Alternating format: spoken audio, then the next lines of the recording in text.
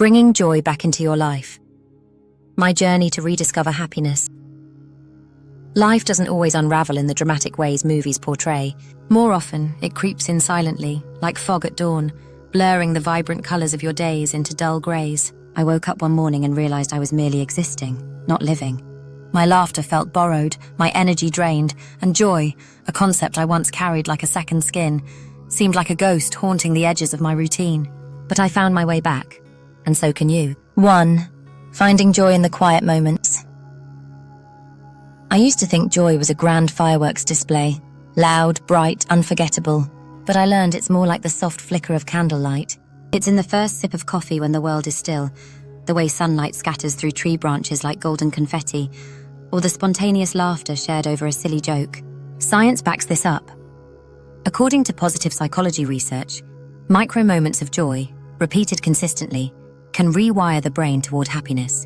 These aren't just feel-good platitudes, they're neurological reality. What I did, I began keeping a gratitude journal. Each night I'd jot down 3 things that made me smile. It rewired my inner lens, slowly shifting me from a scarcity mindset to an abundance mindset. 2. Reconnecting with your inner spark. Somewhere along the way, I had become a machine. Productive, efficient, empty. I had stopped feeding my soul. No more novels that lit up my imagination. No dancing barefoot in the kitchen. No creative experiments just for fun. Think of your passions as oxygen for your spirit. Without them, you suffocate slowly and silently. What helped? I gave myself permission to start small. 10 minutes of guitar strumming. Half an hour with a paintbrush. Slowly, I reignited a spark that turned into a flame. That flame became joy. 3. Treating self-care as sacred, not selfish. Burnout had wrapped itself around me like an invisible cloak.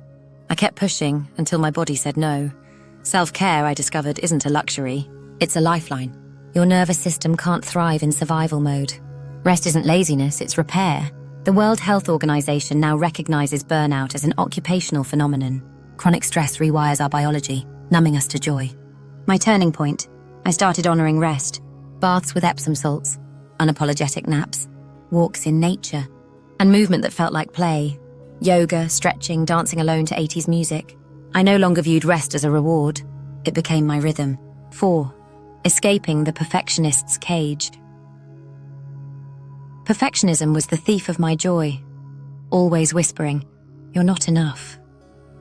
I chased ideal versions of myself that didn't exist, and in doing so, I lost touch with the beauty of being human.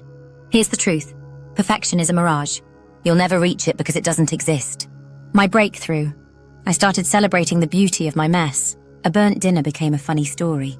A typo in an email became a lesson in grace. I began treating myself with the gentleness I'd offer a child learning to walk. 5. Choosing people who light me up. You are the average of the 5 people you spend the most time with. That quote hit me like a brick. I realized I had surrounded myself with emotional drainers, people who turned joy into obligation. Energy is contagious. Neuroscience confirms that mirror neurons in our brain sync with those around us. What changed? I became a curator of connection.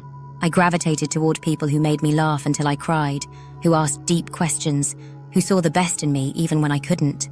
I lovingly distanced myself from those who thrived on drama or criticism. Joy became a shared energy, not a solo effort. 6. Remembering how to play. Adulthood often strips us of spontaneity. We swap playfulness for productivity, wonder for worry. But children, our greatest teachers of joy, know better. They play not to win, but to feel alive. When was the last time you did something just because it was fun? My rediscovery. I let go of the shoulds and said yes to silliness.